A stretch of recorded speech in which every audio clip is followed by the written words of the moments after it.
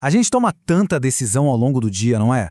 Mas e se a decisão mais importante de todas for uma que a gente raramente para pensar? A escolha de simplesmente não se machucar mais hoje. Essa é a promessa central da lição 330 de Um Curso em Milagres, e é exatamente o que a gente vai explorar agora.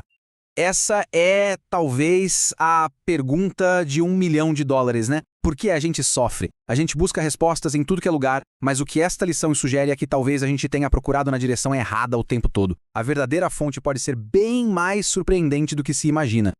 E aqui que a coisa fica interessante. A nossa crença comum, o que a gente aprende desde sempre, é que a dor vem de fora, de outras pessoas, de alguma circunstância, mas a lição 330 vira essa mesa de ponta cabeça. Ela nos desafia com uma ideia radical. E se a dor for algo auto-infligido? E se ela nascer, não no mundo, mas nos nossos próprios pensamentos? Então, vamos mergulhar um pouco mais fundo nisso. Como assim? Como é que a nossa própria mente pode ser a fonte da nossa dor? Essa é a verdade surpreendente que a gente vai começar a desvendar. A ferramenta para essa transformação toda é uma declaração. Simples, mas olha, profundamente poderosa. Eu não me ferirei novamente hoje. Isso aqui não é só uma frase para repetir. É uma decisão consciente. É um ponto de virada que pode definir como vai ser o nosso dia. Mas o que quer dizer ferir a si mesmo nesse contexto? É importante entender, não estamos falando de nada físico, tá? É um processo que acontece 100% na mente. É a escolha, sabe? Aquela escolha de se agarrar em pensamentos de julgamento, de culpa. E ao fazer isso, a gente mesmo acaba construindo uma barreira que nos separa da paz. Pensa em toda a dor que a gente sente, seja física ou emocional, como uma sombra na parede. A gente fica olhando para a sombra, tentando lutar com a sombra, mas a fonte real, o objeto que projeta essa sombra, é a escolha pela culpa que a gente fez lá dentro da mente. O mundo aqui fora só reflete uma decisão interna que já foi tomada. Certo. Mas a pergunta que não quer calar é: por que alguém escolheria a dor? Parece loucura, né? Bom, de acordo com o curso, existe um método nessa loucura. Essa escolha serve ao que ele chama de ego, aquela parte da nossa mente que acredita em separação e medo. Para o ego, o sofrimento reforça a ideia de que somos vulneráveis, de que estamos sozinhos. É uma estratégia para nos manter esquecidos da nossa verdadeira natureza, que é poderosa e invulnerável. O autor Ken Wapnick, um grande estudioso do curso, resumiu essa dinâmica de um jeito, muito impactante. Ele diz que o pensamento do ego é mais ou menos assim: eu quero me ferir porque isso estabelece a minha existência sem que eu seja responsável por ela. É genial e assustador, né? Em outras palavras, o ego ganha uma identidade, mas joga a responsabilidade para longe. É aquele famoso: eu existo, sofro, mas a culpa não é minha. Ok, se a causa da dor é uma escolha interna, a solução também precisa ser.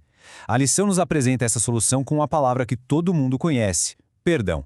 Mas se prepare, porque o conceito aqui vai ser completamente redefinido. E aqui está o pulo do gato. Este perdão não tem nada, absolutamente nada, a ver com os outros. Não é sobre perdoar o que alguém nos fez. É uma função interna, a ferramenta que usamos para desfazer nosso próprio auto-ataque, liberando aqueles julgamentos que nos mantêm presos. Isso resume a nossa experiência a uma escolha fundamental, a cada momento. De um lado da moeda, o julgamento, que é a decisão de se ferir mais uma vez. Do outro lado, o perdão, que é a decisão de dizer chega a esse padrão de dor. E para onde essa prática do perdão nos leva, então?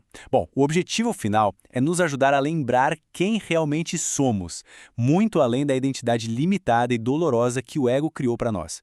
O contraste é gritante. De um lado, a identidade do ego fica sussurrando que somos falhos, separados e condenados a sofrer. Do outro, a nossa verdadeira identidade afirma que somos um com a nossa fonte, que não podemos ser feridos e que somos eternamente inocentes. Essa escolha de identidade muda tudo. Quando a gente se identifica com o ser verdadeiro, invulnerável, é aí que a gente consegue escapar do que o curso chama de sonho do medo, aquele mundo de sofrimento e separação que antes parecia tão real. Tudo bem, a teoria é fascinante, mas e na prática? Como é que isso funciona no dia a dia, no meio do caos? É exatamente isso que a gente vai ver agora. Como aplicar esses conceitos de um jeito prático? Então, vamos lá. É uma prática em 4 passos bem simples. Primeiro, perceba o incômodo, a dor, a raiva, apenas note que ela está ali. Segundo passo, reconheça internamente. Isso é um auto-ataque na minha mente. Terceiro, lembre-se da sua única função, que é perdoar, ou seja, soltar esse julgamento.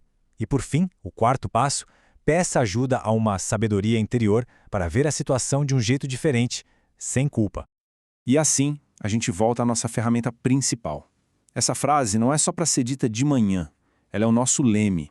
No momento em que o desconforto surge, essa declaração se torna a nossa escolha consciente por um caminho diferente, o caminho da paz.